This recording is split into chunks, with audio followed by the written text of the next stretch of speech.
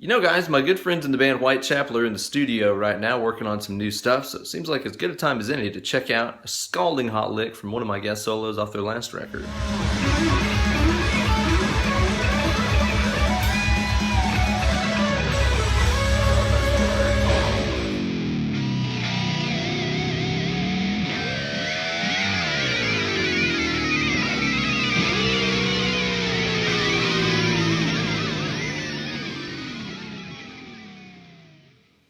Greetings, Suckamaniacs, and welcome to this week's edition of Weekend Wankshop. Here's your best pal in all the universe, Uncle Ben.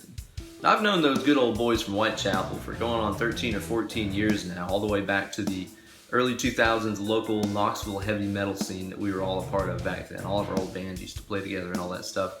It's absolutely awesome for me as a friend to see the level of success those guys have enjoyed. They've shared the stage with some of my favorite bands and toured all over the world. Really awesome. And they've decided to share their success with me by having me drop in and play some guest solos on their past couple of records. Really cool. The guys are in the studio right now recording a new full-length album with producer Mark Lewis, and it is sounding brutal, so definitely get excited for that one.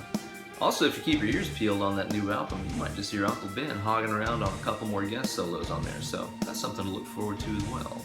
This week's lick is from my guest solo on the Whitechapel song Blacked Out from the Our Endless War record. It's a pretty cool, fast, two-string Phrygian thing that'll get you cooking. But before we get into it, let's hear it again at stepdad speed.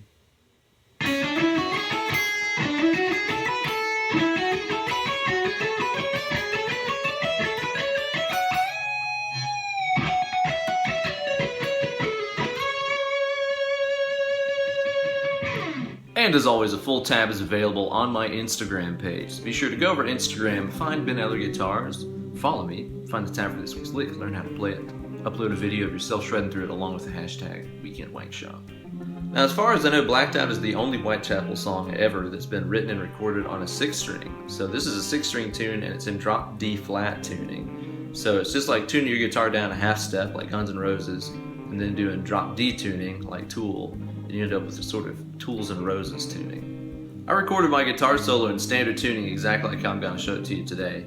But if you're playing this song in your cover band, like let's say a wedding or a bar mitzvah, and you were in drop D flat tuning, well, basically all that you'd have to do is take everything I'm showing you today and move it up 1 fret. So instead of starting off at the 2nd fret, you're going to start off at the 3rd fret, and that would be appropriate for the tuning.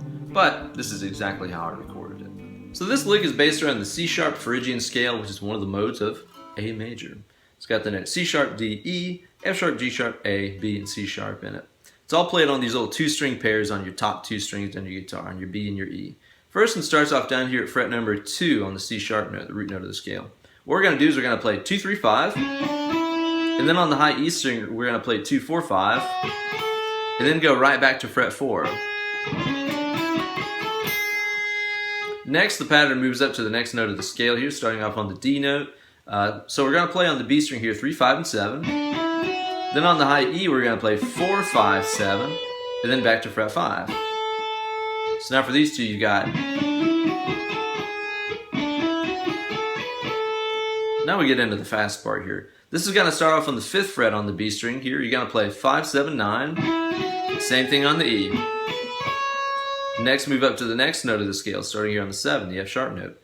On the B string, you're going to play 7, 9, 10. Same thing on the high E. Move up to the next note in the scale here, the 9th fret on the B string. You're going to go 9, 10, 12. Same thing on the E. And then the last of these pairs is going to go up here to the 10th fret on the B string here, and you're going to play 10, 12, 14. And then on the high E string, same thing, 10, 12, 14. So far in these little paired licks, we got this.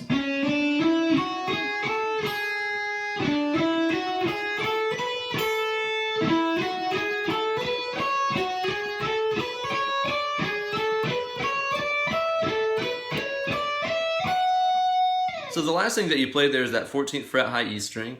You're going to pick it again and this time give it a whole step bend.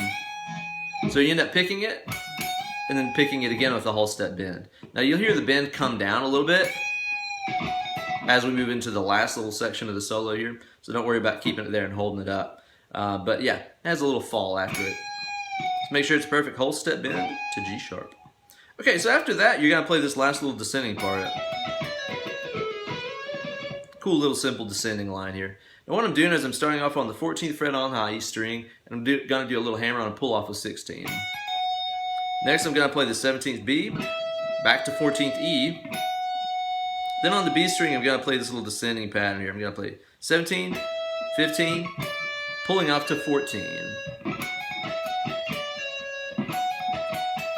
So notice I didn't pick that last note on that string.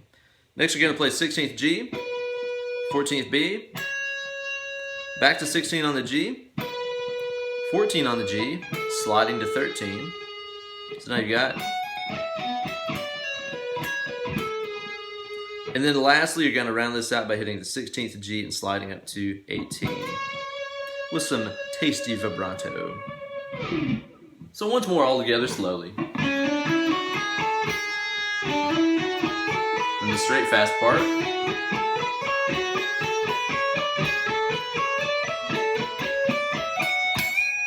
Then the descending lick.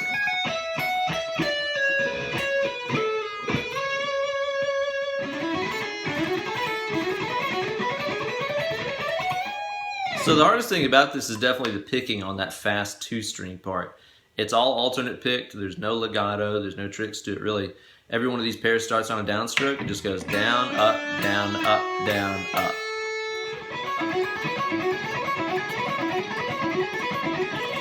Now for those of you who speak the secret language of Troy Grady's incredible Cracking the Code series, this is a 2-way pick slanting lick. If you don't know what I'm talking about, stop what you're doing and go watch everything Troy Grady has to say on the Cracking the Code series. His literally life-changing videos about the mechanics of alternate picking. Incredible stuff.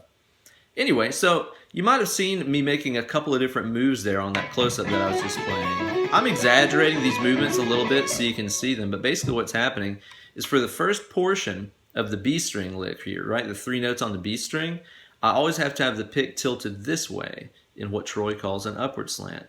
Now what this means is that my downstrokes tend to go away from the face of the guitar when the pick is slanted this way. This means that when I go down, up, down, well, I'm ending away from the strings. I can easily make it to the next one with an upstroke right there. So again, whenever you're doing this first part of these licks, be sure to up slant the pick, that way your downstroke goes away.